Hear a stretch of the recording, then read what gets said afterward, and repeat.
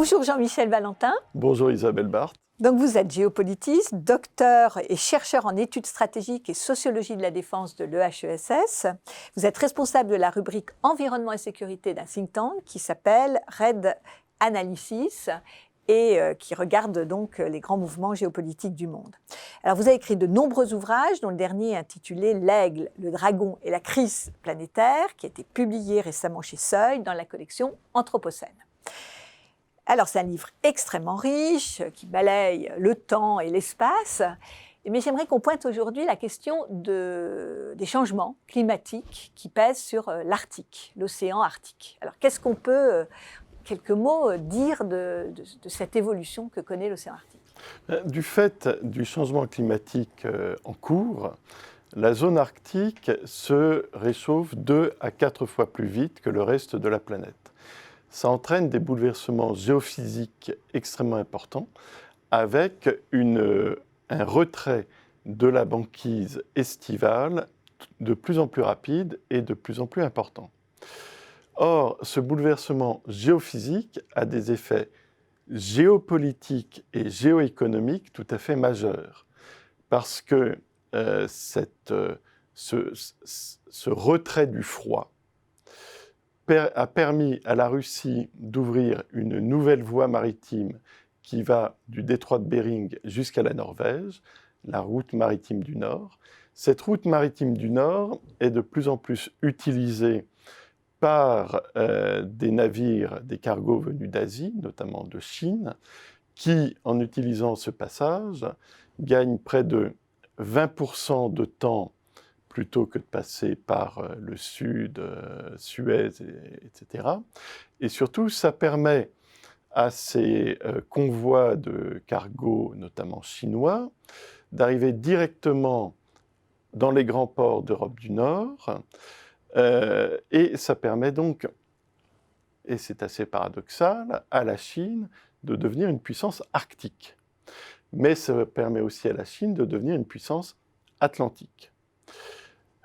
Par ailleurs, l'ouverture de ces grandes zones glacées qui sont en cours de réchauffement rend accessible de nouvelles ressources pétrolières, gazières, minérales, biologiques, qui commencent à être activement exploitées par des compagnies russes, chinoises, multipartenariales, internationales.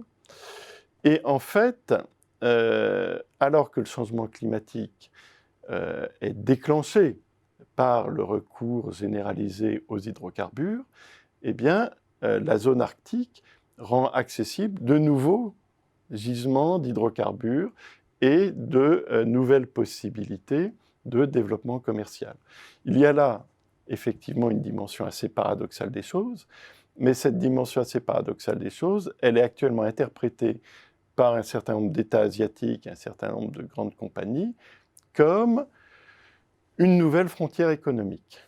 Et l'année dernière, donc en 2019, en mai 2019, le secrétaire d'État américain, Mike Pompeo, a participé pour la première fois au Conseil de l'Arctique, qui rassemble les différents pays arctiques, en déclarant que les États-Unis comptaient bien pouvoir participer à ce développement de la zone arctique et des multiples opportunités, je cite Mike Pompeo, qui émergeaient ainsi.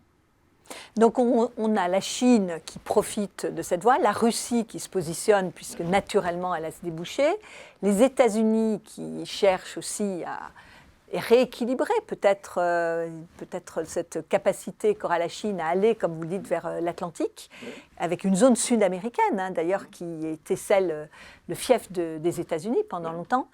Et alors, où l'Europe se situe dans ce vaste mouvement, puisqu'elle a quand même accès grâce, par exemple, au Danemark et au Groenland à cette zone, est-ce que l'Europe a une prise de conscience de ces mouvements géophysiques et donc géoéconomiques, politiques qui sont l'Europe est très en pointe sur la recherche scientifique sur le changement climatique. Les travaux d'un certain nombre de grands laboratoires et de grandes organisations de recherche européennes permettent de bien pointer ce qui est en train de se passer en Arctique. Et on voit bien que notamment les pays européens de la zone arctique commencent à être très actifs, non seulement en termes d'adaptation, mais aussi ils commencent à s'interroger sur comment se positionner par rapport à ce développement très paradoxal. Mais alors, est-ce que très simplement, pour les entreprises françaises, ça va créer des opportunités de développement? Ça peut tout à fait créer des opportunités de développement, notamment avec des propositions permettant de développer ces zones compliquées, fragiles, en respectant l'environnement. Et là, il y a de vraies possibilités d'expérimenter, d'innover sur protection de l'environnement et économie. Et on va en avoir le temps par rapport à cette vitesse et cette avance qu'ont pris certains pays, comme la Chine?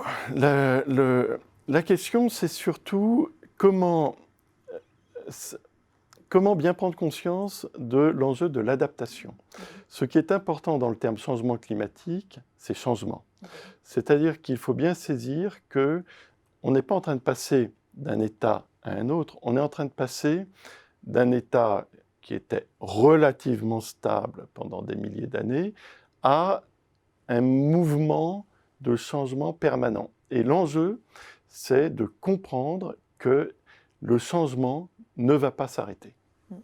Et donc, il va falloir des solutions d'adaptation qui soient en mouvement elles aussi. Et comprendre qu'il y a une vraie intrication de l'économie, de la géographie, du politique, ce qui n'est peut-être pas une conscience française. C'est-à-dire que là aussi, il y a un vrai enjeu de compréhension transversale. Merci Jean-Michel Valentin. Merci.